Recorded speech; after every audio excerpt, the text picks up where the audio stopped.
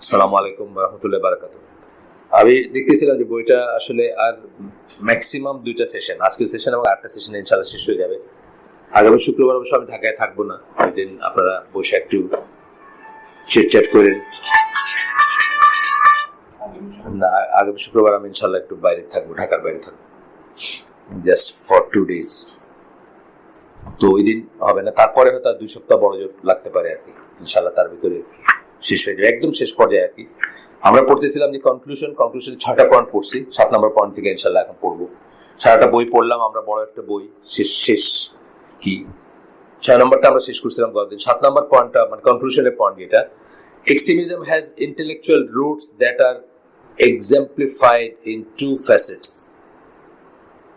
এগুলার আছে, মানে রুট বলতে আপনি চাইলে শেকড়, যেটাকে আমরা বলি একদম শেকড় আক্ষরিক অর্থে তাই, যেগুলো অনেক পিছনে চলে যাবে, অনেক পেছনে গিয়ে দেখবে যে আজকের এক্সট্রিমিস্টরা যা বলতেছে অনেক আগে 1400 বছর আগের এক্সট্রিমিস্টরা একই ধরনের কথা বলতো। এই হিসেবে রুটটা বলতেছেন। দ্য কমপ্লেক্সিটি, 2টা পয়েন্ট করছেন এখানে। এক নম্বর হচ্ছে the complexity of the view and options this appears in the issue of আল হাকিমিয়া। হাকিমিয়া কথাটা আপনার শুনছেন কিনা আমি জানি না। হাকিমিয়া কথাটা নিয়ে কিন্তু পৃথিবীতে সমস্ত গন্ডগোল, যত যত আইএস বলেন, আপনার কি বলে আল কায়দা বলেন, এন্ড আমাদের মেইন স্ট্রিম আলেম বলেন, মানে সমস্ত বিতর্কটা কিন্তু এই হাকিমিয়া কথাটাকে ঘিরে। অথচ হাকিমিয়া মানে কি, যে মানে আল্লাহর law and mode of government কি হবে, লটা কি হবে, মোড অফ গভর্নমেন্ট কিভাবে শাসিত হবে একটা দেশ। Contemporary extremism may be traced back to the dispute that occurred over the issue and over that issue, মানে হাকিমিয়া কিভাবে কি হবে, and to a mistaken understanding হবে of that issue, as well as the fact that ruling by other than what Allah revealed had become commonplace in the Muslim lands। কোথায় যাবে এটা ফিরে, এটা নিয়ে অনেক বছর আগে থেকে যে শুরু হয়েছে আলী রাদিয়াল্লাহু আনহুর সময় থেকে। ওনাকে প্রথম জিজ্ঞেস করছে, আপনি কি জামাতুল মুসলিমিন, কি বলে, আপনি কি আমিরুল মুমিনিন না, আমিরুল মুমিন নাকি আপনি আমিরুল মুমিন কি না? যদি আমিরুল মুমিনিন হন তাহলে আপনার হাসান একটু সরে বসেন, একটু এদিক সেদিক করে বসেন। হ্যাঁ, যদি আমিরুল মুমিনিন হন তাহলে আপনি কেন আরবিট্রেশনে যাবেন? আপনি অন্যের সাথে আপনার সমঝোতা করার কি দরকার? আপনি যেটা বলছেন এটা ফাইনাল। কথা শুনতে খুব সুন্দরই শোনায়, কিন্তু এইটারই পদ্ধতি তাকে তারা কাফের ফতোয়া দিল, তাকে এবং ইবনে আব্বাসকে। তো কিভাবে শাসিত হবে, এবং একটা সময় ধরেন ইনফ্যাক্ট প্রথম 2জন খলিফাই রিয়েলি যদি আইডিয়াল মনে করেন যে আইডিয়ালি কি চলা উচিত ছিল, প্রথম 2জন খলিফারটাই আসবে। তারপরেও আল্লাহ রসুলের কথা অনুযায়ী বা আমাদের বিশ্বাস অনুযায়ী, অথবা মানে আপনি যদি মিনিমামই দেখেন, নিয়ত ধরেন বা অন্য ধরেন, ওসমান রাদিয়াল্লাহু আনহু তারা পারফেক্ট, আলহামদুলিল্লাহ পারফেক্ট মুসলিম ছিলেন, পারফেক্ট সাহাবী ছিলেন এবং জান্নাতের সুসংবাদপ্রাপ্ত। তাদের নিজেদের ভিতরে কোনো ফ্ল ছিল না, কিন্তু ততদিনে আপনার স্ট্রাকচারটা বড়, মানে দুনিয়া ইসলামের সাম্রাজ্যটা অনেক বড় হয়ে গেছে, 1 নম্বর। আর 2 নম্বর হলো যে মানুষজন যারা ইসলামে আসছে তাদের ইমানের লেভেল অনেক কমে গেছে, যেটা আলী রাদিয়াল্লাহু আনহু অন্যভাবে বলছেন। ওনাকে যখন জিজ্ঞেস করছে যে তোমার সময় এত প্রবলেম কেন, ওমর আর আবু বকরের সময় তো এত প্রবলেম ছিল না, কেউ একজন টিজ করে বলছে আর কি। উনি বলছেন যে ওমর আবু বকরের আমরা ছিলাম, আমি এবং ওসমানের মতো মানুষরা তাদের ছিল, অ্যাডভাইজার ছিল, আর আমার মতো মানুষের অ্যাডভাইজার তুমি, এই জন্য এত সমস্যা আর কি। যে বলছিল তাকে বলছিলেন, কথাটা ঠিক, কিন্তু ডিপ্লিট করে গেছে, মানে quality, general quality of the Muslims deplete করে গেছে, কমে গেছে, বা আপনার উইক হয়ে গেছে, সেই জন্য সমস্যা শুরু হয়েছে। এটাও ঠিক। তো তারপরে যখন মুসলিম ল্যান্ড গুলো আস্তে আস্তে যখন দেখা গেল আল্লাহর আইন দিয়ে শাসন করাটা নাই বা চলে যাচ্ছে, তখন থেকে এই স্ট্রাগলটা শুরু হয়েছে। কিন্তু এটা সম্বন্ধে কিন্তু প্রেডিকশন আছে রাসূল সাল্লাল্লাহু আলাইহি ওয়াসাল্লামের সহিহ হাদিস, যেখানে বলছেন যে প্রথম ইসলাম থেকে যাবে, খুলে রাখেন আল্লাহ রাসূল সাল্লাল্লাহু আলাইহি ওয়াসাল্লামের সহিহ হাদিস, যে ইসলাম থেকে প্রথম বাইর হয়ে যাবে হচ্ছে আল্লাহর আইন দিয়ে শাসন করা, আর লাস্ট টিকে থাকবে হচ্ছে নামাজ, সালাত। তো সুতরাং আল্লাহ রাসূল জানতেন বা তাকে জানানো হয়েছে যে আল্লাহর আইন দিয়ে শাসন কিন্তু হবে না, পার্টলি হবে পার্টলি হবে না। যখন এখন আমরা যেটা বলি যে শিয়া সুন্নিকে যেহেতু আমরা এক করে দেখি না, সুতরাং শিয়ারা কি করলো এটা আমাদের ধর্তব্যের ব্যাপার না। তাহলে তারপরে যে ওয়ার্ল্ডটা থাকে, মুসলিম ওয়ার্ল্ডটা থাকে, সেটাতে ক্লোজ টু হচ্ছে সৌদি আরব, কিন্তু সেখানে অনেক ফ্লো আছে, অনেক ফ্লো আছে, আপনি ধরতে যান অনেক ফ্লো আছে, যেটা এটার যারা মানে সৌদি আরবকে যারা বিরোধিতা করেন তারা ধরে থাকেন। কিন্তু বুঝতে হবে যে ওই ফ্লোটাও অ্যাকসেপ্টেবল কিনা, ওটা আমরা সুন্নাহ থেকে জানবো, রাসূলের কথা থেকে জানবো। বা এই যে এরপরে যারা আসছেন, মানে প্রথম ইমাম থেকে শুরু করে চারজন ইমাম যে ছিলেন তাদের প্রত্যেকের সময় বলতে গেলে অত্যাচারী শাসকের ছিল, অত্যাচারী শাসক বা এমন শাসক যে আইডিয়াল না বা যে রিয়েলি আল্লাহর মতো করে পৃথিবীকে চালাচ্ছে না বা চালাচ্ছে না। কিন্তু আমরা দেখি যে এই ইমামরা কি করছেন, তাদেরকে কিন্তু তাদের এগেন্সে বিদ্রোহ করেন নাই, তাদেরকে অমুসলিম বলেন নাই, তাদেরকে খেদান নাই, তাদের গদি নিয়ে টানাটানি করেন নাই। আমরা দেখবো যে বড় উল্টাটা, তাদের এইটাই ছিল যে গদি তোমারই থাক কিন্তু ভালো হয়ে যাও, তোমার গদি তোমারই থাক, তুমি ভালো হয়ে যাও এবং তোমাকে তথাপি আমি আমির মানি। প্রত্যেকের কিন্তু এই ট্রেন্ডটাই ছিল, তুমি সবকিছু করতেছো ইয়ার তোমাকে কিন্তু আমি আমির মানতেছি স্টিল। তো এইটার পরবর্তীতে দেখা গেছে যে এটা ধরেন আবার ঘুরে ঘুরে আসছে, যেভাবে নাহরাওয়ানের খাওয়ারিজ যারা তারা যেভাবে করছে, ঘুরে ঘুরে আবার মানুষরা আসছে, তারা আবার অস্ত্র ধরছে, তারা আবার কি করছে, আবার পরাজিত হয়েছে, ইত্যাদি ইত্যাদি চলতেছে। এখন 2 নম্বর বলতেছেন the methodology that the extremists use to come to their conclusions in another ideological route of extremism, মানে it was shown that their approach was confused and distorted, hence leading to distorted conclusion. তখন এবং এখনো যে সমস্ত conclusion গুলো তারা নিছেন সেগুলাতে দেখেন একটা জিনিস আমি বলি যে প্রবলেমের ব্যাপারে কিন্তু মোটামুটি দ্বিমত পাবেন না আপনি। ধরেন কথার কথা, এখন খিলাফা নাই বা আল্লাহর আইনকে মানুষে পুষে না বা পাত্তা দেয় না, এই প্রবলেমগুলো কিন্তু ঠিক আছে, এগুলো সবাই আমরা অ্যাকনোলেজ করতেছি। কিন্তু করণীয় কি, সেখানে গিয়ে কিন্তু তফাৎটা হচ্ছে। এবং করণীয় কি, সেটা যদি আমরা একটু সাহাবীদের দিকে দেখতাম, একটু তাবেঈদের দিকে দেখতাম, অথবা ইমামদের দিকে দেখতাম, 4 ইমাম যাদেরকে নিয়ে, যাদের ফলোয়ার ধরেন পৃথিবীর 90% মুসলিম, হয়তো তাদের ফলোয়ার বা 95% মুসলিম, মানে পার্টিকুলার একজন ইমাম ফলো করে এরকম মুসলিমের সংখ্যা কত হবে? 5% হবে বেশি হলে। আমরা নিজেদের দিয়ে বুঝি যে আমরা সমাজে কতটুকু, আমরা 0.1% না, বাংলাদেশ সমাজে 0.1% যারা মানে ধরেন সত্যের উপর ভিত্তি করে ফলো করতে চায়, ব্লাইন্ডলি কাউকে ফলো করতে চায় না। কিন্তু দুনিয়ার মুসলিম জনসংখ্যা কি দেখবেন আপনি? 90% বা 95% দেখবেন যে হয়তো কোনো না কোনো ইমামকে ফলো করছে। কিন্তু তারপরে দেখবেন যে এই ব্যাপারে গিয়ে কিন্তু তারা তাদের ইমামদের নিচ্ছে না, এক্সাম্পলটা নিচ্ছে না যে তারা কি করছেন। তারা কি কখনো দাঁড়ায় বলছেন যে তোমার হটাই দিতে চাই, তুমি চলে যাও? এটা কিন্তু বলেন নাই।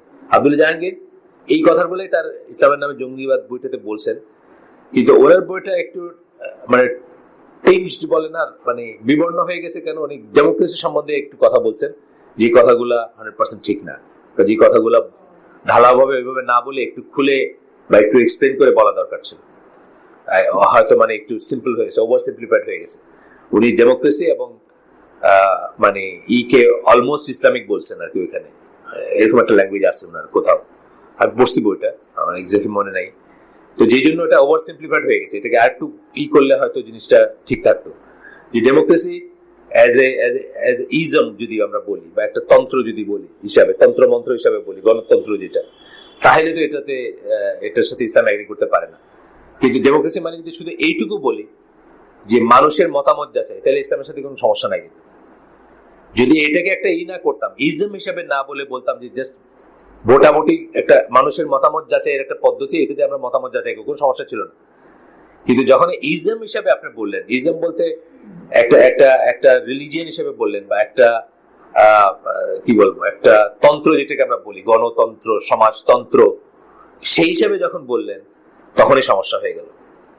ভোটাভুটিতে কিন্তু আসলে অনেকে এখানে কনফিউজ করে ফেলে। ভোটাভুটিতে কিন্তু ইসলামের সমস্যা নাই, কারণ যে 6 জনের একটা কমিটি করে দিলেন ওমরাদের, তারা কিন্তু মদিনার ঘরে ঘরে গিয়ে মানুষকে জিজ্ঞেস করছে কাকে তোমরা যোগ্য মনে করো, কার ব্যাপারে, এর ব্যাপারে কি মত, ওর ব্যাপারে কি মত, এভাবে মতামত যাচাই করে কিন্তু আব্দুর রহমান ইবনে আউফ উনি শেষ পর্যন্ত ওসমান রাদিয়াল্লাহু কথা বললেন। এটাও এক ধরনের মত যাচাই। কিন্তু এটা কিন্তু সমস্যা ছিল না। কিন্তু সমস্যা হয়ে গেল যখন আপনি বলতেছেন 51% মানুষ যদি বলে সেটাই ল, অথবা সেটাই ভ্যালিড, সেটাই থাকবে, আর বাকি সব চলে যাবে, ইভেন আল্লাহর কথাও চলে যাবে। এখানে সমস্যা হয়ে যাচ্ছে, তো বোঝার ব্যাপার আছে এখানে। যাই হোক, তো এরপরের পয়েন্ট, 8 নম্বর পয়েন্ট হচ্ছে there are also psychological roots for extremism. These roots also have 2 aspects. একটা বললেন যে ইন্টেলেকচুয়াল রুট আছে।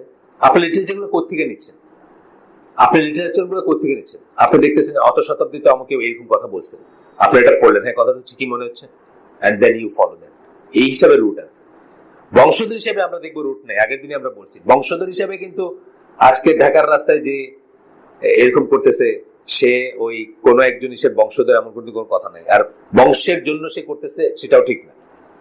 কিন্তু ইন্টেলেকচুয়াল রুটও আছে, আবার আমি দেখবো যে অন্য রুটও আছে, যে ইসের রুট আপনার মানে ধরেন প্রথমটা পড়লাম ইন্টেলেকচুয়াল, এবং এখানে সাইকোলজিক্যাল রুট, মানে সাইকোলজিক্যাল মানে মনস্তাত্ত্বিক এটা কি হবে, সিমিলার সিচুয়েশন যখন আসছে ওই সময় যে সিচুয়েশনে তারা যেভাবে রিয়েক্ট করছে, সিমিলার সিচুয়েশন আবার যখন আসছে তখন আবার সেই একই ধরনের রিয়েকশন দেখাচ্ছে বা একই ধরনের এটা ভাবতেছে।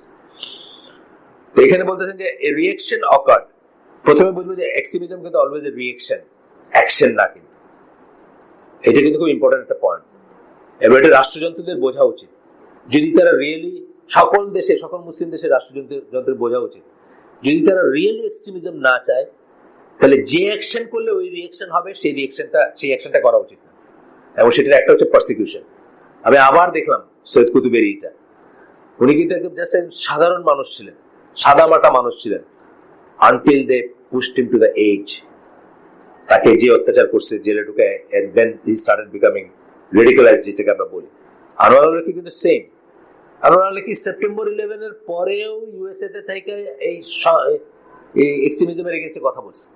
দেখলাম ওই একটা পিবিএস এর একটা ডকুমেন্টারিতে আসলো, এটা তারা আর কি ই করছে, পিবিএস এর CNN, sorry, why do they hate us, এরকম নামের একটা সিএনএন এর একটা ডকুমেন্টারি সেদিন দেখলাম। না না, বহু আগে মারা গেছে। কিন্তু এই যে রেডিকালাইজেশন যেটা আনোয়ার আলীকেরই হোক অথবা সৈয়দ কুতুবেরই হোক, এগুলো কিন্তু রিয়েকশন, এগুলো অ্যাকশন না। কিন্তু এটা বোঝার ব্যাপার আছে। সুতরাং সত্যি যদি কেউ চায় যে এক্সট্রিমিজম প্রসারিত না হোক, প্রচারিত না হোক, তার উচিত অ্যাকশনটা ঠিক করা। যেমন আমেরিকানরা যদি সত্যিই চাইতো সেটা উচিত ছিল কি ইন্টারভেনশন বন্ধ করে দেওয়া। জাস্ট তারা ডিক্লেয়ার করতো যে okay, we have got nothing to do with Middle East. কেবলমাত্র যদি কেউ আমাদেরকে ডাকে, জনগণ যদি ডাকে, সকল যেটা দিয়ে তারা ব্যাংক করে, তারা তো নিজেদের জনগণের কণ্ঠ বলে, মিডল ইস্টের জনগণ যদি আমাদের তাদের ওয়েলফেয়ারের জন্য কখনো ডাকে, সাহায্যের জন্য ডাকে, প্রোটেকশনের জন্য ডাকে, আমরা যাবো, নাহলে আমাদের we have nothing to do with them. এই কথাটা যে মাইকেল শুয়ার nonintervention.com, আমি মাঝে মাঝে পাঠাই না আপনাদের, এই লোকটা কিন্তু এই কথাটাই বলতেছে যে সমস্ত, যদিও সে স্ট্রং ন্যাশনালিস্ট, কিন্তু বলতেছে সমস্ত সমস্যা একখান থেকে, ইন্টারভেনশন থেকে আসে। আমরা যদি নাক গলাতে না যেতাম আমাদের এত শত্রু হইতো না, which is true। এবং এটা কিন্তু একটা রিয়েকশন। এই রিয়েকশনটা প্রত্যেকেই চিন্তা করা উচিত, যে যত রাষ্ট্রযন্ত্র আছে, যে আমরা যদি সত্যি এক্সট্রিমিজমকে রুট আউট করতে চাই, ওই অ্যাকশনটা আমরা নিব না যেটা দিয়ে এই রিয়েকশনটা আসবে। হ্যাঁ, এখন আমি এটার জন্য বলতেছি না যে আপনি ক্রাইমের এগেনস্টে শক্ত হবেন না, সেটা কিন্তু বলতেছি না। তার পেছনের কিছু কথা আছে। সৈয়দ কুতুবে যেটা, নাসের ছিল কি লেফটিস্ট, রাশিয়ান কমিউনিস্ট, সোশ্যালিস্ট, যাই বলেন, সে এখন তাকে অহেতুক অনেক ইম্পর্টেন্স দিয়ে তার উপরে এমন ভাবে ক্ল্যাম্প ডাউন করলো। আস্তে আস্তে তার লেখাগুলো দেখেন, আপনি যদি তার সম্বন্ধে পড়াশোনা করেন, আপনি দেখবেন শুরুর লেখা শেষের লেখার ভিতরে আকাশ পাতাল তফাৎ। Same with Anwar Ali. আপনি তার ইগুলা শোনেন, লেকচার গুলা, প্রথম দিকের পরের দিকে দেখবেন আকাশ পাতাল। সেদিন আমি ওই লেকচার গুলো আমি আগে শুনি নাই, ওই সিএনএন এর ডকুমেন্টারিতে বললো, যেটা শুধু ঢালাভাবে বলছে, মানে সব আমেরিকানকে হত্যা করতে হবে, একদম ঢালাভাবে, কোনো নির্বিচারে। এখন এই জিনিসটা তার ছিল না আগে স্ট্যান্ড। তার দেখাইলো সেপ্টেম্বর 11 পরে সে মসজিদে কি বলছে, সে সাংবাদিকদের কি বলছে, এটা ইসলামের কোনো মেথোডোলজি হতে পারে না, ইসলাম কখনো এটা এন্ডোর্স করে না। সে একই মানুষ 3-4 বছরের মাথায় কি বলতেছে, তার মানে তাকে ওইরকম একটা জায়গায় ফেলা হয়েছে। এটা খেয়াল করার ব্যাপার আছে। এখন কেউ চাইতেই পারে, যে ইচ্ছা করেও চাইতে পারে যে এক্সট্রিমিস্ট তৈরি হোক, সো দ্যাট আমরা গদিতে থাকতে পারি, আমরা ওদের সুতা দিয়া দেশে ডিক্টেটরশিপ চালাতে পারি। এটা হলো আরেকটা ব্যাপার। কিন্তু সত্যি যদি কেউ না চায়, সত্যি যদি তার দেশে শান্তি চায় কেউ, ওয়ালাইকুম সালাম, তার উচিত ওরকম অ্যাকশন না নেওয়া, যাতে ওরকম রিয়েকশন হয়। তো এখানে বলতেছেন a reaction occurred. The Muslim societies were filled with many laws, systems and interactions that were the antithesis of the religion and contradicted the values of society. Antithesis বুঝেন তো, জাস্ট উল্টা জিনিসটা, যেটা যেমন ধরেন কুফর এবং তাওহীদ হচ্ছে অ্যান্টিথিসিস, বা শিরক এবং তাওহীদ অ্যান্টিথিসিস একটা আরেকটা। সেটা বলতেছেন যে মুসলিম সোসাইটিতে আল্লাহ যা চান, ইসলাম যা চায়, রসুল যা চান, কোরআন যা চায়, তার তার বিরুদ্ধ জিনিস দিয়ে ভর্তি ছিল। এবং this led to a reaction by some of the members of that society to counter what was occurring. যখন এটা তো কিন্তু এক স্টেজে থাকে না, আপনি বাড়তে দিলে বাড়তেই থাকবে। আপনার ইজিপ্টের ধরেন 70s, মানে 70s আরো পরে, মানে এই ট্রেন্ডটা, এখনকার যে ট্রেন্ডটা, এটা আসার আগে ইজিপ্ট ছিল আপনার মিডল ইস্টের ব্যাংকক আর কি। এখন সেটা একটা রিয়েকশন আছে ন্যাচারালি একটা মুসলিম ফ্যামিলির। আপনি যদি চিন্তা করেন যে ইজিপ্টের পানের দোকানদারও কিন্তু 2-3 পারা আপনার শোনায় দিবে, মানে কোরআনের এত চর্চা ইজিপ্টে। পানের দোকানদার দেখবেন আমাদের বেস্ট অফ দ্য বেস্ট ইমামদের চেয়ে সুন্দর গলায় আপনারা 2-3 পারা শোনায় দিবে, তার মুখস্থ আছে। সেরকম একটা সোসাইটিতে আপনি বাড়িতে বাড়িতে কোথায় নিয়ে গেছেন যে it became Bangkok for the people of Middle East আর কি, রিচ যারা, তাদের জন্য। আলাইহিসসালাম। এইটা একটা রিয়েকশন আছে। এই সময় তো আপনি মানুষের মনের কি, এইটা আপনার গণতন্ত্রের ল্যাঙ্গুয়েজে আপনার মানুষের মনে কি লাগতেছে এটা কিন্তু আপনি বিচার করেন। মানুষের মনে কি, হ্যাঁ এখন আমাদের দেশে যেটা চলতেছে এটা কিন্তু মানুষের মনটাই চেঞ্জ হয়ে যাচ্ছে। মানুষের মনে এখন লাগে না, কিন্তু আজ থেকে 30 বছর আগে লাগছে না, লাগছে, এখন আর লাগে না। এখন এটা অন্য পথে আসছে, মানে টপ ডাউন না হয়ে এখন তো বটম আপ হইতেছে। এটা কিন্তু খুব ভয়ঙ্কর কথা। ইজিপ্টের যে কথা আমি বলতেছি সেটা কিন্তু টপ ডাউন, শাসকরা বা রাষ্ট্রযন্ত্রে যারা আছে বা ইনফ্লুয়েন্সের যারা, পয়সা যাদের আছে, তারা এসে ক্যাবারে, তারপরে আপনার বেলি ডান্স, তারপরে যা যা ভাইসেস, হোটেল টোটেল, রিসোর্ট খুইলা দিয়েছে। আর আমাদের দেশের চেঞ্জটা কিন্তু মারাত্মক চেঞ্জ হচ্ছে, এদের কিন্তু বটম আপ হচ্ছে। রুট লেভেলের মানুষই কিন্তু চেঞ্জ হয়ে যাচ্ছে। তাদের কাছে কিন্তু অশ্লীলতা না, বিবাহ বহির্ভূত সম্পর্ক আর পাপ না, বিবাহ বহির্ভূত সন্তান আর এখন সমস্যা না। আমি বলছি by the virtue of garments and lowest strata, যেটা দেশের যেগুলার লোয়েস্ট স্ট্রাটা, তারাই চেঞ্জ হয়ে যাচ্ছে। মারাত্মক কথা। কিন্তু ইজিপ্টেরটা কিন্তু অত মারাত্মক না, কিন্তু এটা টপ ডাউন ছিল, উপর থেকে দিয়ে দিচ্ছে, মানুষ নেয় না এটাকে। আর আপনার গত এই 91 থেকে প্রথম ডিশ খুললো, 91 থেকে এখন কত 2017, এই সময়ের ভিতরে কিন্তু আপনার সফটওয়্যার, রুট লেভেলের সফটওয়্যার চেঞ্জ হয়ে গেছে। পিপুল ডোন্ট মাইন্ড এখন, কিন্তু মানুষ কিন্তু আর কিছু খারাপ মনে করতেছে না, বরং মানুষ সেটা চাচ্ছে। খুবই খারাপ খবর এটা। ওইটা কিন্তু সমাজের একটা উপরের জায়গাতে শেষ, উপরের জায়গাতে এসে রুট লেভেলটা ঠিক ছিল। আপনার এখন যেটা হচ্ছে এটা রুট লেভেল পর্যন্ত নষ্ট হয়ে যাচ্ছে। এটা আর সহজে ঠিক হওয়ার আমি কোনো রাস্তা দেখি না, আল্লাহ চাইলে এটা অন্য জিনিস। যাই হোক, এরপরে বলতেছেন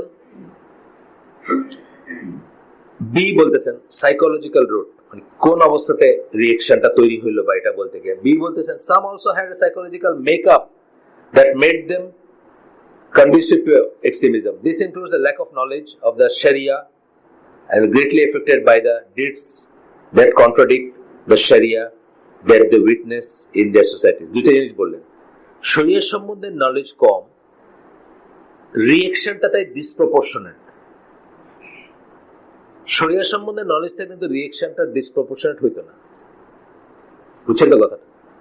তখন আপনি বুঝতেন যে এইটার জন্য শরিয়াতেই একটা আছে, বিধান আছে, কি করে এটাকে হ্যান্ডেল করবে, এই অবস্থাটা কি করবে। যেমন আমরা এখানে পড়ছি যে এখন খুব ডিফিকাল্ট হবে, ছেড়ে দিয়ে সব নিজের আহালের ভিতর চলে যাবেন, সেটা ডিফিকাল্ট হলে ফ্যামিলির ভিতর যাবেন, সেটা ডিফিকাল্ট হলে একা হয়ে যাবেন। এগুলো সরিয়ে বলে দিচ্ছেন আপনাকে। এই জ্ঞানগুলি যদি থাকতো আপনার রিয়েকশনটা প্রপার হইতো, এই সময় এটা রিয়েকশন হবে, এই সময় এটা হবে, এই সময় এটা হবে। যেহেতু ওই জ্ঞানটা নাই, আপনার রিয়েকশনটা ইমপ্রপার হচ্ছে। আপনি ভাবতেছেন যে গিয়া সব ভেঙে ফালাই দিলে বোধহয় সব হয়ে গেল, কারো মাইরে ফেললে কিছু হয়ে গেল। শরিয়াতে এটা বলেনি, আপনি সেটা জানেন না, সেটা একটা কারণ। 9 নম্বর পয়েন্ট, আমরা কনক্লুশন পড়তেছি সব, এই 600 পৃষ্ঠার বই প্রায় শেষে, কনক্লুশন পড়তেছি। 9 নম্বর পয়েন্ট বলতেছেন, understanding the nature of contemporary extremism is one of the greatest building blocks to find a remedy for the problem. প্রথমে আপনাকে বুঝতে হবে যে নেচারটা কি এক্সট্রিমিজম। যেমন আমি বললাম যে একটু এখানে বলছি যে হলি আর্টিজানের ঘটনা পরে তাদের সমস্যা কি, তাদের বিশ্বাসের সমস্যা। বিশ্বাসের সমস্যা না, বিশ্বাসের সমস্যা, আকীদার সমস্যা, মানহাজের সমস্যা। এটা ডক্টর কারা? আলেমরা। এটা ডক্টর র্যাব পুলিশ না। র্যাব পুলিশ আপনি এটা ঠিক করতে পারবেন না। বিশ্বাস ডিটেক্টিং কোনো যন্ত্র নাই দুনিয়ায়। এখানে আপনার বসে আছেন, কার ভিতরে কি আছে আমি জানি, কেউ জানে, আল্লাহ জানেন। সুতরাং কি করতে হবে, ওইটার ডক্টর যারা যারা অনেক জ্ঞানী গুণী আলেম, তাদেরকে দিয়ে তাদেরকে বোঝাইতে হবে, জ্ঞানটা দিতে হবে যে তাদের ভুলটা কোথায়।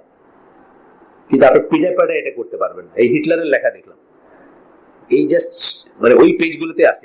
হিটলার বলছে যে কোন ডক্টরিনকে জোর করে সাপ্রেস করতে চাইলে এবং ওটার অল্টারনেটিভ একটা ভিউ যদি না দিতে পারেন যে why this is better than that, তাহলে যেটা হবে ওইটা প্রচন্ড রকম মাথা চালা দিবে এবং একদিন সেটা এস্টাবলিশ হয়ে যাবে ইন দ্য ল্যান্ড, যেটাকে আপনি সাপ্রেস করতে চাইছেন। যদি আপনি এই যে মার্কসিজমের এগেইনস্টে বলতে গিয়ে বলছে সে যে মার্কসিজমের এগেইনস্টে যখন লেখালেখি করছে যারা, তখন তার সময় তারা কিন্তু মার্কসিজমের অল্টারনেটিভ, জনগণের জন্য অল্টারনেটিভ একটা আইডিয়া দিতে পারে নাই, যে জন্য মার্কসিজম তখনকার ইউরোপে এত ডিপ রুটেড হয়েছে। যাই বলছে সব থিওরিটিক্যাল ব্যাপার স্যাপার। এখন আপনি আমি শুধু থিওরিটিক্যালি যদি বলি না এক্সট্রিমিজম ভালো না, এটা না ওটা, এটা কিছু হবে না। কিন্তু এর অল্টারনেটিভটা আসলে কি, সত্যটা কি, হাউ ইট ওয়ার্কস, এটা বোঝাইতে হবে তাদের। আর নাহলে পিঠাপাটা এটা শেষ করতে পারবেন না আপনি। এটাই হিটলারের কথা।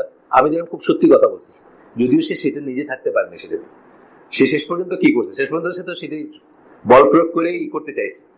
কিন্তু একটা সময় তার এইটা ভালো ছিল, সে বুঝতেছে, সে মার্কসিজমের কথা বলতে গিয়ে বলতেছে, একজন লেখকের কথা বলছে যে উনি মার্কসিজমের এগেইনস্টে অনেক লেখালেখি করছেন, কিন্তু এটা ধোপে টিকে নেই কেন, উনি কি এর চেয়ে বেটার কি অফার করবেন এটা উনি দেখাতে পারেননি। একই কথা এখন আপনি আল্লাহ বিরুদ্ধে কাজ চলতেছে পুরা মুসলিম ওয়ার্ল্ডে, আপনি এক্সট্রিমিস্টদের এগেইনস্টে কথা বলতেছেন, তাদেরকে ধরেন সমালোচনা করতেছেন, কিন্তু আপনি যদি প্রপারলি দেখাইতে না পারেন হোয়াট ইজ দ্য মানে অল্টারনেটিভ এবং better, why it is better, why it is workable, তাইলে কিন্তু তাদেরকে আপনি বুঝাই এইভাবে বুঝায় শেষ করতে পারবেন না, যে জন্য পারতেছেন না, তাই না ব্যাপারটা। যাই হোক, এখানে বলতেছে আন্ডারস্ট্যান্ডিং দ্য নেচার, নেচারটা বুঝতে হবে, তাহলে কিন্তু আপনি রেমেডি করতে পারবেন, নাইলে পারবেন না। তা নেচার না বুঝে আপনি পিড়ায় পুড়ায় পারবেন না, আপনি মাইরে সাফ করে দিয়ে পারবেন না। তাইলে তো দুনিয়াতে মানুষ খুন করে স্ট্যালিন তো মানে, বা যারা ওই সময়কার ছিল ট্রটস্কি, তারপর স্ট্যালিন, তারপর তারা এখন পৃথিবীর মানে সম্রাট হয়ে যাওয়ার কথা, মানুষ মারে যদি হইতে পারে, মানে লক্ষ মানে মিলিয়ন্স এর ঘরে মারছে তারা মানুষ, তারপরে তাদের দেশ কিন্তু উল্টেই গেছে, এমন ভাবে উল্টাইছে, ইউনিভার্সাল ভাবে উল্টাইছে, আর কোনোদিন জিরো বলতে পারে। তার মানে মানুষ মাইরা হবে না, এটা এখনকার শাসকদের বোঝা উচিত। সারা দুনিয়ায় যেখানে যেখানে এক্সট্রিমিজমকে যারা ফাইট করতেছে তাদের বোঝা উচিত যে মাইরা হবে না। এটার ওষুধটা কোথায় দেখতে হবে, ওষুধটা হচ্ছে এদের জ্ঞান নাই। প্রথম কথাই হচ্ছে মানে ওইটাতে বলছে, একটা ডকুমেন্টারি দেখলাম আইসিস এর উপরে, আইএসআইএস এর উপরে, ইসের করা, ওই পিবিএস এর করা, ওইখানে তারা আলেমদেরই নিছে যে, এবং একজন আইএস এর যোদ্ধার কথা বলছে যে আমরা দিন অত বুঝি না, আমরা থাকছি কাফেরের দেশে, ইউরোপে থাকছি, আমরা দিন শিখি নেই, but we are just trying to follow orders. তার মানে কি, মেইন এরাও বলতেছে, আলেমরাও বলতেছে যে মেইন রুট হচ্ছে এরা দিন জানে না। সে দিন জানে না, যদি এটার অ্যাপ্রোচ কি হইতে হবে, দিন জানাইতে হবে তাদেরকে। তো বলতেছে যে এটা বোঝাটা খুব important. The most noble aspect of the nature of extremism in the lives of contemporary Muslims are as follows. The problem is a reaction to a situation that is not proper, regardless of whether it is wrong in reality or simply wrong in the conception of the extremist. একটা extremist ভাবতেছে যে সিচুয়েশনটা ঠিক না, এটা দুইভাবে হইতে পারে, আসলেও ঠিক না হইতে পারে, আরেকটা হতে পারে সে ভুল করে মনে করতেছে ঠিক না, সেটাও কিন্তু হয়। আসলে ঠিক না, ভুল করে মনে করতেছে ঠিক না। সিম্পল একটা উদাহরণ দিচ্ছি, এভারেজ মসজিদে নামাজ পড়া আসলে ঠিক না, অথবা সে ভুল করে মনে করতেছে ঠিক না। There may be one or two মসজিদ, অথবা ধরেন ফিউ মসজিদ, অথবা ফিউ হান্ড্রেডস ইন বাংলাদেশ, যেখানে আসলে নামাজ পড়া ঠিক না, তাই না? শাহজালালের দরগার উপরে মসজিদ, নামাজ পড়া ঠিক না, আমরা বলবো ঠিক না।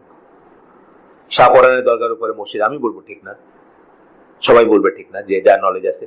কিন্তু what ever the rest of the মসজিদ, তারা তো বলবে নবীনগর মসজিদেও নামাজ পড়া ঠিক না, এটা ভুল করে বলতেছে। তাহলে কখনো ঠিক করে বলতে পারে, কখনো ভুল করে বলতে পারে, এটা বোঝার ব্যাপার আছে। তার যে রিয়েকশনটা হচ্ছে, এটা কখনো কখনো সত্যি ইসের উপরে হইতে পারে, কখনো মিথ্যা ইসের উপর হইতে পারে। While the extremist himself is to be held responsible because he is like a fertile piece of land ready for extremism. আচ্ছা, এখন বলতেছেন যে দুটিও হইতে পারে, আর সে তো একদম রেডি ফর এক্সট্রিমিজম, মানে সে হচ্ছে একটা জমি যেহেতু কোনো ফসল কোনোদিন ফলানো হয়নি, রেডি ফর, মানে যে ফসল যা পুঁতবেন সেই অনুযায়ী তার বাইরে হবে, বুঝছেন না? এখন পুঁততেছেন, সত্যিটা পুঁততে পারার আগে যদি ওইটা খারাপটা পোতা হয়ে যায় তাহলে সেটাই বাইরে হবে সেখানে।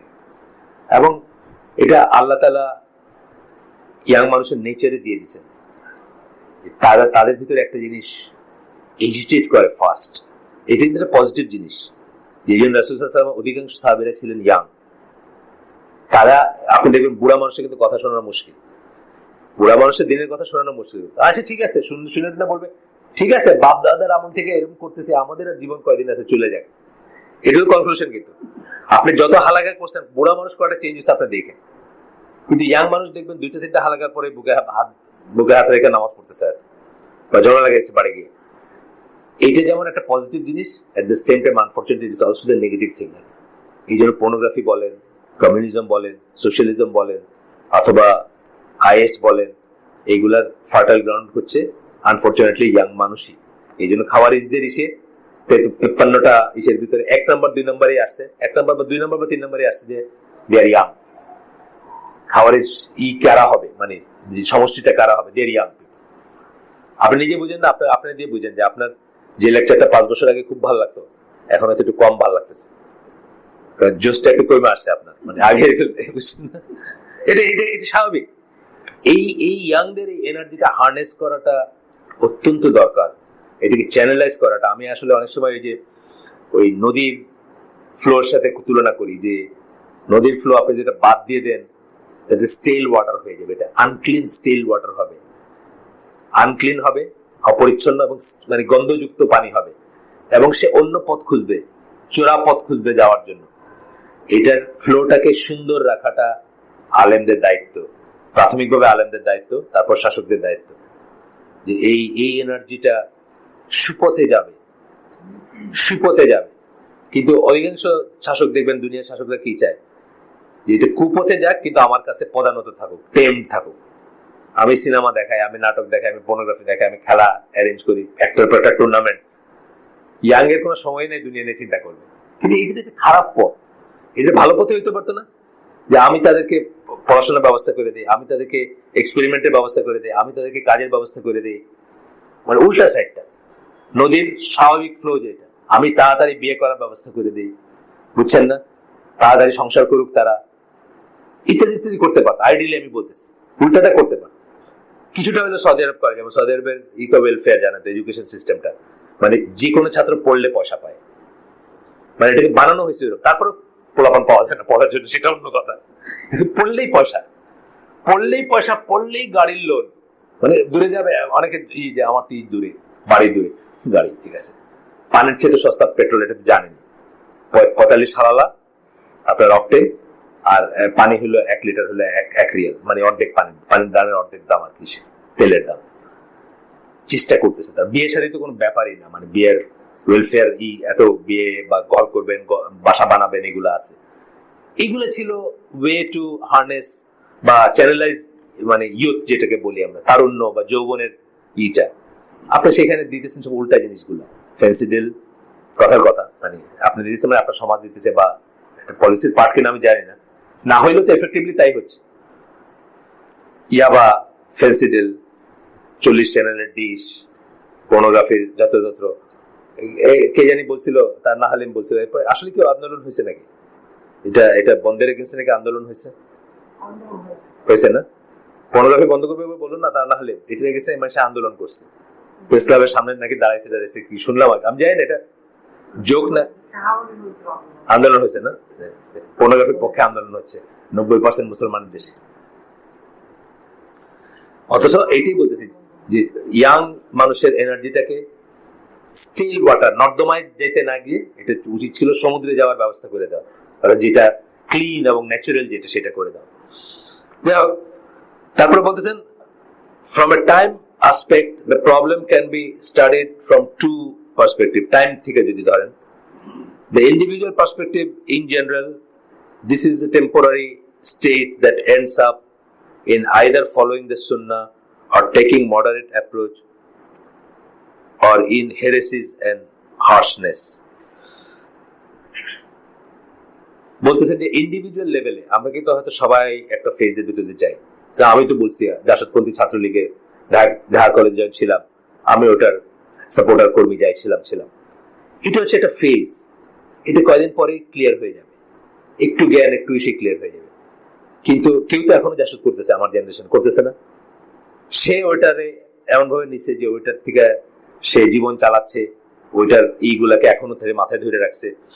এইটা এক্সাম্পল দিলাম জাস্ট বোঝার জন্য। ইন্ডিভিজুয়াল লেভেলে আপনি একসময় হয়তো সুন্নাহ বুঝবেন, বুঝে চেঞ্জ হয়ে যাবেন, আর নাইলে আপনি হার্শনেস অথবা সেই বিরাট গুলোতে যাবেন বা ভুল পথে যাবেন। 2 নম্বর হচ্ছে এটা হলো ইন্ডিভিজুয়াল বললেন। গ্রুপ এবং অর্গানাইজেশন কথা বললেন, perspective or existence of extremism in the nation. This is an ever-present problem as no era has been free of all forms of extremism. Group যখন বুঝবেন, সমষ্টিগত যখন বলবেন, কোন যুগ পাবো না আমরা যেখানে সকল প্রকারের এক্সট্রিমিজম থেকে মুক্ত ছিল সমাজ, এটা পাবো না। আমরা দেখবো কোনো না কোনো ফর্মের এক্সট্রিমিজম ছিলই, কোনো না কোনো পকেটে ছিল বা কোনো কোনো জায়গায় ছিল। However, the problem becomes smaller. The problem becomes smaller or larger depending on the factors and causes that lead to it. ধরেন এই যে মিশরের কথা আমি বলি, মিশরে যখন সোশ্যালিজম আসলো, মানে রাশিয়ানদের এসে করতে চাইল, সেটা কিন্তু একটা definite form of away from the norms, তাই না? যা হওয়া উচিত তার বাইরের জিনিস না। এইরকম যদি আমরা ধরি তাহলে দেখবো যে ডিপেন্ডিং অন কি পর্যায়ে, যেমন কামাল আতাতুর্কের সময়টা ছিল একদম টোটালি সবাই মেরে ফেলো, যে দাঁড়িয়ে রাখবে তারা মেরে ফেলো, যে মানে জিরো টলারেন্স। সোজা কথা, ইসলামের এগেইনস্ট একটা পয়েন্টে আমি উল্টাটা বলতেছি, মানে শুধু যে কোনো ফর্ম এক্সট্রিমিজমই বলতেছি। এটা টাইম টু টাইম ভ্যারি করছে, প্লেস টু প্লেস ভ্যারি করছে, কিন্তু এটা ছিল কোন না কোন ফর্মে ছিল। আচ্ছা, the extremism problem is multi dimensional. একটা পয়েন্টে যাচ্ছেন, এইটার আন্ডারে, 9th পয়েন্টের আন্ডারে, 9th ইসের আন্ডারে conclusion. Multi dimensional, it is a religious Sharia problem, it is a political problem, it is a social problem, it is also a problem related to security and safety. Islam is a comprehensive religion. Therefore, to understand these problems as being one related to security alone will lead to a serious gap in one's understanding. Multifaceted বা অনেক কিছু আছে এটার ভিতরে, multi dimensional. আপনি শুধু security দিয়ে, যেটা বললাম যে আপনি শুধু সেফটি সিকিউরিটি দিয়ে এটাকে মিট করতে চাইতেছেন, এটা ঠিক না। প্রথমে দেখতে হবে যে এটা এই ধরনের হওয়ার কারণ কি। আমি আগেই বলছি যে প্রত্যেকটা এক্সট্রিমিজম হচ্ছে, মানে এই যে এক্সট্রিমিজম আমরা কথা বলতেছি সেটা হচ্ছে কি একটা রিয়েকশন। ইউজুয়ালি সেই রিয়েকশনটার কারণ কি? যেমন ধরো ইজিপ্টের যেগুলো হয়েছে সেগুলো পিছিয়ে একটা কারণ হচ্ছে যে জবলেসনেস, বেকার, বিরাট জনসংখ্যা বেকার, এবং দুইটা বড় ক্লাস হয়ে যাচ্ছে, একটা অত্যন্ত পয়সাওয়ালা আর একটা একদম রাস্তায় থাকতেছে, লিটারালি রাস্তায়। সকল মুসলিম দেশগুলোর কিন্তু স্টোরি মোটামুটি এরকমই। ইন্দোনেশিয়া আমি দেখছি যে দেয়ার আর পিপল যারা এক রাত্রে নাইট ক্লাবে গিয়ে হয়তো $1000 করতেছে, ওয়ারেজ জাকার্তার রেড লাইট ডিস্ট্রিক্টে মাত্র $3 একটা মেয়ে সারা রাত্রের জন্য বিক্রি হচ্ছে। আপনি তফাৎটা দেখেন। এগুলো কিন্তু রিয়েকশন আছে। এটা কি আপনার সোশিও ইকোনমিক মানে ডিসক্রিমিনেশন বলেন বা ডিফারেন্স বলেন, সেটার একটা রিয়েকশন, সেখান থেকে একটা রিয়েকশন আসবে। এটাও কাউকে এক্সট্রিমিজম নিয়ে যেতে পারে, কমিউনিস্ট হতে পারে, সে ইসলামিস্ট হতে পারে, দুই দিকেই সে হয়তো একটা ইস্যু চলে গেল। এগুলো বুঝতে হবে যে মাল্টি ডাইমেনশনাল ব্যাপার আছে। সত্যি যদি আপনি এটাকে অ্যাড্রেস করতে চান, আর আপনি যদি চান যে এটা থাক, এটা যত থাকবে আমার তত শাসন করতে সুবিধা, এটা অন্য জিনিস। সত্যি যদি আপনি ওয়েলফেয়ার কনসেপ্টে এটার রুটে যেতে চান, তাহলে আপনাকে কিন্তু এত জিনিস নিয়ে চিন্তা করার আছে, এটা কেন হয়েছে, বুঝছেন না? মানে ঢাকা শহরে কিন্তু পকেটস আছে না, একটা জোন, একটু চিন্তার ব্যাপার আছে যে এইখানের মানুষগুলো কেন, এখানে একটা আর্থসামাজিক ব্যাপারও আছে, কিন্তু আর্থসামাজিক ব্যাপার আছে যে এইরকম আর্থসামাজিক আপনি প্রোফাইলিং যখন করেন, হয়তো সব ক্ষেত্রে সত্যি না, কিন্তু আপনি প্রোফাইলিং যখন করেন তখন দেখবেন যে এই আর্থসামাজিক ব্যাকগ্রাউন্ডের মানুষগুলো এই জায়গায় বেশি থাকে এবং তাদের ভিতর থেকে এই জিনিস আসে। এরকম হয় না? আপনার ধরুন কবিদের ব্যাপারে একটা প্রোফাইলিং আছে নর্মালি, যে কবিরা আপনার অসুখী এবং দরিদ্র ক্লাস থেকে বেশি আসে। তার কারণ কি? মানে তার জীবনের কষ্টগুলা তাকে হিট করে, তার ভেতরে নাড়া দেয়, এবং সে একটা রিয়েকশন হিসাবে কিন্তু লিখতে শুরু করে বা ভাবতে শুরু করে বলতে পারেন। এক্সেপশন কি? রবীন্দ্রনাথের মতো মানুষ একটা এক্সেপশন। রবীন্দ্রনাথ কিন্তু এই রেসপেক্টে এক্সেপশন একজন মানুষ ধরায়, কারণ তার কবিতাগুলো সুখের ভিতর থেকে বাইরে আসছে। কিন্তু সাধারণত কবিতাগুলো কষ্টের ভিতর থেকে বাইরে হবে, দুঃখের ভিতর থেকে বাইরে হবে, বিষের ভিতরে বাইরে হবে। রবীন্দ্রনাথের অন্য দুঃখ ছিল, সেটা অন্য জিনিস। তো এখন এই সবকটা জিনিস নিয়ে চিন্তা করতে হবে যদি আপনি রিয়েলি এক্সট্রিমিজমকে মিট করতে চান, ইরাডিকেট করতে চান, অথবা অ্যাড্রেস করতে চান। যদি আমি বলি ইরাডিকেট করার কথা না বলে অ্যাড্রেস করা বলি, সত্যি আপনি চাচ্ছেন যে জানতে চাচ্ছেন, বুঝতে চাচ্ছেন যে এই বাচ্চা ছেলেগুলোর কি হয়েছে যে তারা এরকম করতেছে, তখন আপনাকে এই সবকটা কনসিডার করতে হবে। ইজিপ্টের নিয়ে আমি অনেক বই পড়ছি, অনেক ডকুমেন্টারি দেখছি, অনেক বই পড়ছি। প্রত্যেকটা এসে দেখবেন আপনার এই বস্তিগুলোর কথা আছে। ইজিপ্টে কিন্তু মানে কায়রোতে মেগা মেগা আছে, মেগা কি বলে হাইপারগেটস যেটাকে বলে, মেগা বস্তি আছে, যেগুলো কিন্তু একদম মানে ব্রিডিং গ্রাউন্ড অফ এক্সট্রিমিজম বলতে পারেন। ওইখানে যে সোশিও ইকোনমিক ইটা আছে, এটা কিন্তু ম্যাটার করে। আমার দেশেও তাই। আমার দেশেও দেখবেন যে একটা মানে জেনারেল কথা বললে দেখবেন যে সোশিও ইকোনমিক ইস্যু থেকে একটা ইম্প্যাক্ট থাকবে তার উপর। সবার কথা বলতেছি না, আর কারো এদিকে না থাকলে ওইদিকে আছে। মানে অসুখী কথাটা বললাম না, খালি পয়সা দিয়ে অসুখী বলি নাই কিন্তু আমি। ওই সময় দুইটা জিনিসই বলছি। পয়সা, বাপ মা ঘরে থাকে না, ছেলে মেয়ের খোঁজ নেয় না, ছেলে মেয়ে একলা থাকে, খেলার সাথী নাই, কথা বলার মানুষ নাই, এগুলো আসছে না। হলি আর্টিজানের পরে কিন্তু এগুলো সব আসছে। এরা তো মোরলেস যে রিপ্রেজেন্টেড দ্য এলিট, যারা এখানে কাজ করছে। তারা কেন করবে? তাদের গুড রিজনস আছে। ওই যে বললাম অনেক কিছু এখানে আছে। আচ্ছা, 4 নম্বর পয়েন্ট হচ্ছে এই 9th পয়েন্টের আন্ডারে। 9th পয়েন্টটা কি ছিল? Understanding the nature of contemporary extremism is one of the greatest building blocks to find a remedy. আগে বুঝতে হবে কেন তারা এরকম করতেছে, কেন তারা এটাতে যাচ্ছে, তাইলে আপনি রেমিডি যেতে পারবেন। আপনি বুঝতে না চান, রেমিডিতে যেতে পারবেন না। 4 নম্বর হচ্ছে the problem is a universal problem. Every Muslim country complains of it, leaving aside the questions of how sincere and truthful is the complaint. এই কমপ্লেন্টটা হচ্ছে সকল মুসলিম দেশে আছে। সকল মুসলিম দেশে কোনো না কোনো ফর্মে আপনি দেখবেন এই কমপ্লেন্টটা আছে যে একটা এক্সট্রিমিস্ট গ্রুপ আছে বা একটা এক্সট্রিমিস্ট আছে বা এটা। এবার সৌদি আরবে আছে। খালি টাকা পয়সা দিয়ে আমি এটা বুঝাইতে পারবো না, তাহলে সৌদি আরবে থাকবে কেন? সৌদি আরবে আছে, টাকা পয়সা শুধু যদি ফ্যাক্টরি হতো সৌদি আরবে থাকতো না, সৌদি আরবে আছে। আচ্ছা, তারপর বলতেছেন it is the homogeneous product of every country and it is not something imported. এটা ইম্পোর্টেড মনে করার কোনো কারণ নেই। এটা হলো এই দেশের মতো করে এই দেশের একটা সমস্যা। আপনি যদি খালি টাকা বলেন, আমি বললাম যে বাংলাদেশের মানুষ গরিব এই জন্য সমস্যা, তাহলে সৌদি আরবে কেন হচ্ছে? বুঝছেন না? তাহলে নিজের মতো করে এই প্রবলেমটা আছে, ইম্পোর্টেড এক্সপোর্টেড এর ব্যাপার না এটা। আপনি কয়টা ইজিপ্সিয়ানে ছিলেন? বাংলাদেশের মানুষ হয়তো জানেও না যে ইজিপ্টে এই জিনিসগুলো ছিল এককালে, হয়তো জানেও না যে ইজিপ্টে ছিল। ওখান থেকে কেউ ওই তাকফির বা হিজরার কেউ এখানে আইসা এখানে অফিস খুলে নেই বা এখানে প্রবলেম করে নেই। Indeed, it springs from within the contemporary Muslim society itself. এটা কন্টেম্পোরারি মুসলিম সোসাইটির ভিতর থেকে নিজের প্রবলেম যে ডাইমেনশন, জাকার্তার একটা বললাম আপনার ইন্দোনেশিয়া, হয়তো সেই ডাইমেনশন থেকে সেখানে একটা বাড়িতে পারে। আপনার এখানে 8টা ডাইমেনশন থেকে এখানে বাড়িতে পারে, নিজের সেটাই পারে। 6 নম্বর হচ্ছে if one is studying the partial deed related extremism. আমরা বলছিলাম কি দুই ধরনের এক্সট্রিমিজম আছে, একটা হচ্ছে ডিড রিলেটেড মানে কাজের, আরটা হচ্ছে বিশ্বাস রিলেটেড। বলছিলাম কাজ রিলেটেডটা বলছিলাম সহজ, বিশ্বাস রিলেটেডটা বলছিলাম কঠিন দূর করা। কাজ রিলেটেড আপনি মানে অনেক সময় দুটো চটথাপ্পড় মেরেও ঠিক করে দিতে পারেন, হয় না? কাজ রিলেটেড তা তো ভিতরে কোনো বিশ্বাসের রুট নাই, কাজটা কোনো একটা প্রয়োজনে করছে, সেটা প্রয়োজন শেষ, কাজও শেষ, হয় না? এটা একটা লোক চুরি করছে, তার অভাব ছিল, সে এখন নিজেই গডফাদার, অনেক পয়সা আছে, এখন চুরি করে না সে। বুঝছেন না? কাজ রিলেটেড সমস্যা। বিশ্বাস রিলেটেড সমস্যা, সে মনে করছে এই কাজটা ঠিক, এটি করা উচিত, তখন এটা আরো ডিপ রুটেড জিনিস। বুঝছেন না? If one is studying the partial deed-related extremism, it is a problem on an individual level.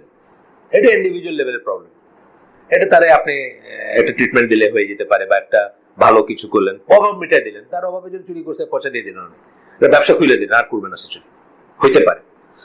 However, if one is studying the comprehensive belief-related extremism, it is a problem on a group level. তখন দেখবেন যে এটা একটা group level, group of people believe this is true, অথবা এই আকীদা পোষণ করে বা এই পোষণ করে। যেমন আমরা দেখি একদিনে ঈদ করা গ্রুপ অফ পিপল হয়ে গেছে, এটা কিন্তু একটা বিলিফ রিলেটেড ব্যাপার হয়ে গেছে। একদিনে ঈদ করবে সৌদি আরবের সাথে, যদিও হয়তো এটা কেউ ইঞ্জিনিয়ার করছে, সেটা অন্য জিনিস, কিন্তু হয়ে গেছে, তার অস্বীকার করার উপায় নেই। 10 নম্বর পয়েন্ট আমরা পড়বো, আমরা কনক্লুশন পড়তেছি 600 পৃষ্ঠার এই বইয়ের নাম ছিল religious extremism in the lives of contemporary Muslims, সমকালীন মুসলিমদের জীবনে ধর্মীয় চরমপন্থা, আল গুলু ফিদ্দিন আরবি। এটা হচ্ছে একজনের মাস্টার্সের থিসিস, সেই জন্যই এত ডিটেল। তবে আমি দেখছি এটাতে আমরা যত সমস্যায় ভুগি, বিশেষ করে এই এক্সট্রিমিজম বা চরমপন্থা নিয়ে, তার কোনো কিছু উনি বাদ রাখেন নেই, মাশাআল্লাহ। মানে অনেক বড় একটা রেঞ্জ কভার করছেন। আমরা পরে শেষ যেদিন করবো বইটা, আবার একটু রেঞ্জটা মনে করাই দেবো, কি সাব টপিক আমরা পড়লাম সেটা আমরা দেখবো। বায়াত থেকে শুরু করে আপনার কি বলে তাকলিদ থেকে শুরু করে, তারপরে ইস্তেহাদ, মানে কোনো কিছু বাদ দেন, যা কিছু নিয়ে এই বিদেশে থাকা, পশ্চিমা দেশে থাকার থেকে শুরু করে সবকিছুকে অ্যাড্রেস করছেন, মাশাআল্লাহ। 10 number point is, in comparison with the amount of terrorism in the world and the amount of extremism among the religions and other movements in various countries, it is clear that the amount of extremism among Muslims has been greatly exaggerated, and due to the goals of the Western media has been given more than its appropriate share of attention and coverage. True. কিছু মানুষ motive নিয়ে এগুলাকে এমন ফুলায় ফাঁপায় দেখাইছে যে extremism এবং মুসলিম একটা synonym হয়ে যাচ্ছে আস্তে আস্তে, অথচ ব্যাপারটা তা না। এটা একটু পড়াশোনা যারা করবেন তারাই দেখবেন। ওকলাহোমা বলেন, অথবা বেলফাস্টের যে ঘটনাগুলো ঘটছে, আইআর এর মতো মানে রুথলেস এক্সট্রিমিস্ট গ্রুপ, মানে তাকফির ওয়া হিজরা এটাকে করতে পারবে না কিছুতে, যেভাবে তারা যা করছে। আইআরএ একটা, তারপরে এই জাপানিজ রেড আর্মি একটা ছিল, তারপরে জার্মান ছিল বাদার মেন হফ একটা দল ছিল, এখনো তাদের জার্মান এমবেসিতে তাদের ছবি লাগানো আছে, ওয়ান্টেড বইলার। মারাত্মক রকমের রুথলেস গ্রুপ ছিল এরা, কিন্তু এইগুলাকে তো খ্রিস্টান বইলা কোনোদিন বলে না।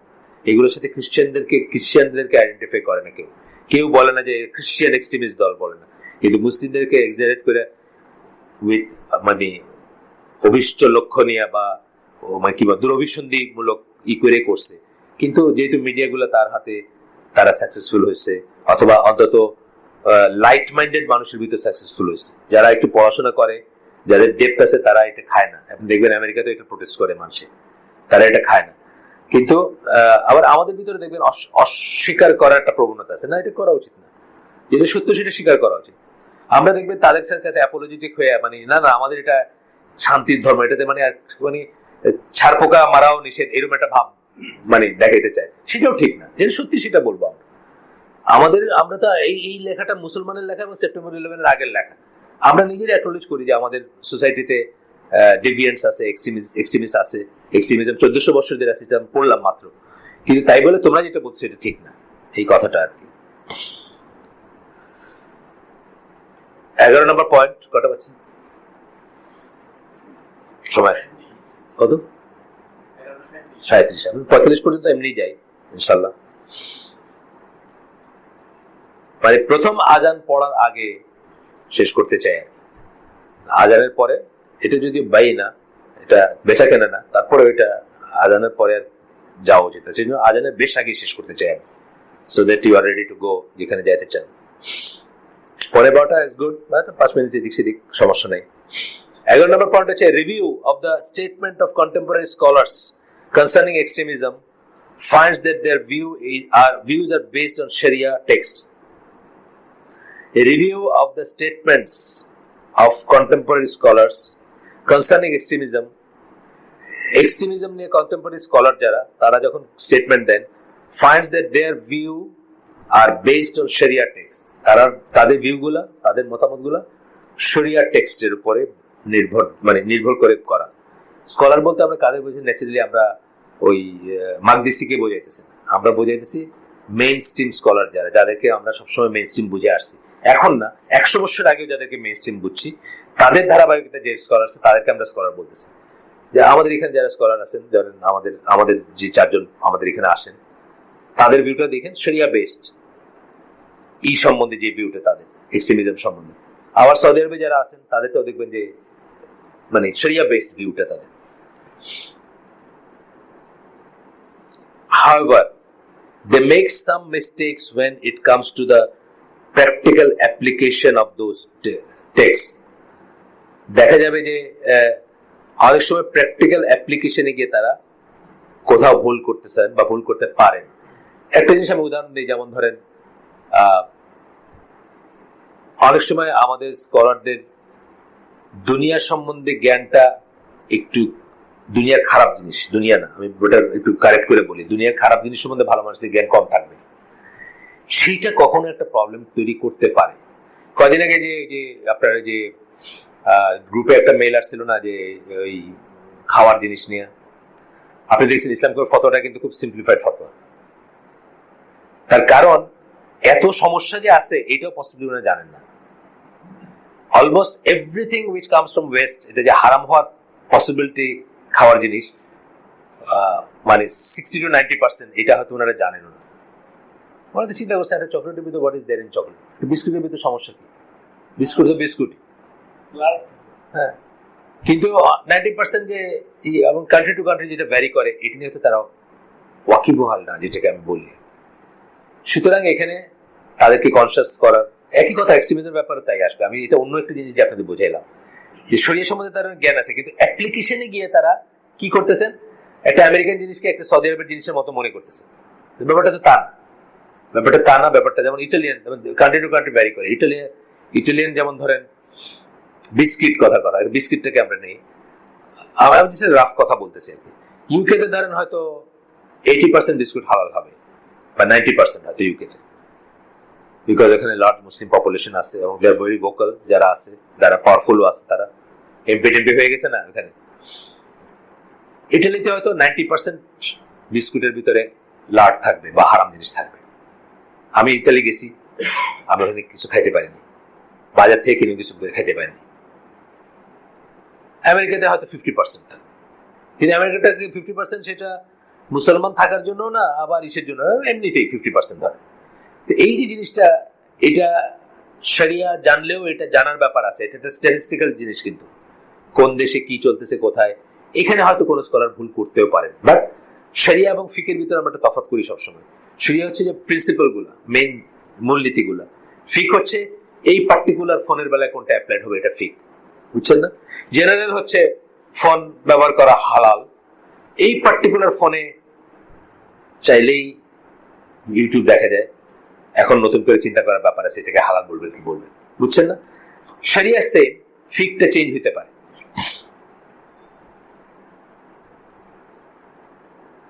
স্টার্টিং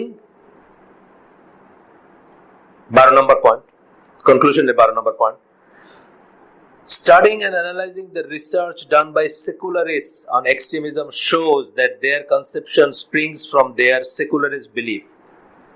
এক্সট্রিমিজম নিয়ে তারা যখন কথাবার্তা বলে, তারা যেভাবে এটাকে অ্যাড্রেস করে সেটা তাদের সেকুলার বিলিফ থেকে আসছে, তারা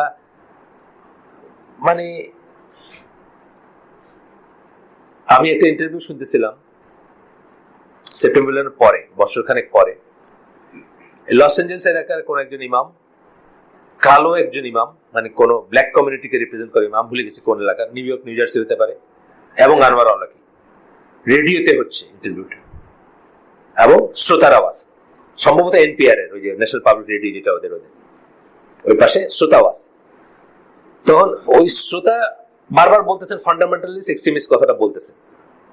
পরে বোঝা গেল উনি তখন আনোয়ার আওলাকি ওটা ক্লিয়ার করে দিলেন যে শ্রোতা মুসলিম, কিন্তু by that he is meaning যারা নামাজ পড়ে তাদের আর কি। উনি নামাজ পড়েন না, উনি মুসলিম নাম, কিন্তু উনি নামাজ পড়েন না, উনি রোজা রাখেন না, উনি হজ করেন না, উনি যাকাত দেন, উনি কিছুই প্র্যাকটিস করেন না, ওনার নাম মুসলিম।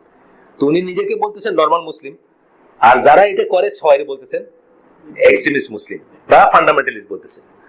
এখন এটা তো ঠিক না, এটা ওনার সেকুলার, উনি যেহেতু নাস্তিক বা সেমি নাস্তিক বা অগনস্টিক বা নন প্র্যাকটিসিং মুসলিম, নন প্র্যাকটিসিং তো মুসলিম বলাই যায় না, সেটা আমাদের পরবর্তী জ্ঞান। ওনার কাছে নামাজ পড়া মানুষটাকে এক্সট্রিমিস্ট মনে হচ্ছে, সেটা তো আর আমার কোনো হইতে পারে না, ইয়ারস্টিক হইতে পারে না। যেমন আপনার র্যান্ড কর্পোরেশনের রিকমেন্ডেশন, অথবা ওই যে ওনার নাম কি, ড্যানিয়েল পাইপস, ওনার যে বইটা মিলিটেন্ট ইসলাম রিচেস আমেরিকা, একটা বই আমার কাছে আছে, যেখানে উনি বলছেন যে মডারেট মুসলিমদের ভয়েস গুলাকে প্রমিনেন্ট করে তোলা উচিত, তাদের ভয়েস গুলো যেন হার্ড হয়, তাদের লেখালেখি গুলো যেন এই হয়। উদাহরণে দুই জায়গাতেই মডারেট মুসলিম হিসেবে তসলিমা নাসরিনকে বলা হয়েছে। দুই এগ্রি উইথ?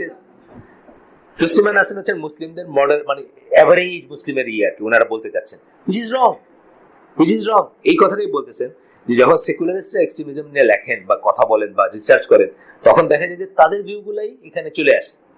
এই যে বলতেছেন যে তসলিমা নাসরিনের মডারেট যদি ধরেন, তাহলে আমার আম্মা এক্সট্রিমিস্ট, তাই না? তসলিমা নাসরিন যদি আপনি এভারেজ মুসলিম দেয়, আমার নানি, আমার দাদি, আমার আম্মা সবাই এক্সট্রিমিস্ট। আসলে কি তাই? আমার দাদি, আমার নানি, আমার আম্মা বা আমার আব্বা, আমার দাদা, এরা বেয়ারলি মুসলিম ছিলেন, ইন এ সেন্স যে তারা চালু ইসলাম ফলো করে গেছে। এক্সট্রিমিজম তো প্রশ্ন ওঠে না, তারা চালু ইসলাম ফলো করে গেছেন। That what the land Sage, land যেটা বলে, লোকে যেটা বলে সেটাই করে গেছেন। লোকে বলে সহবরাত খুব সহবরাত করে গেছেন, লোকে বলে ওই 40-এ 4 দিন করতে হবে, সেটা করে গেছেন। জানের বদলে জান সদকা, এটা করে গেছেন, বুঝছেন না? কোনো নলেজের ব্যাপার নেই এখানে। তো তসলিমা নাসরিনের যদি আমি স্ট্যান্ডার্ড ধরি, তাহলে আমার মাও এক্সট্রিমিস্ট, বুঝছেন না? আসেন তারপরে এর কি বলতেছেন, এই পয়েন্টে শেষ করে দিব ইনশাআল্লাহ।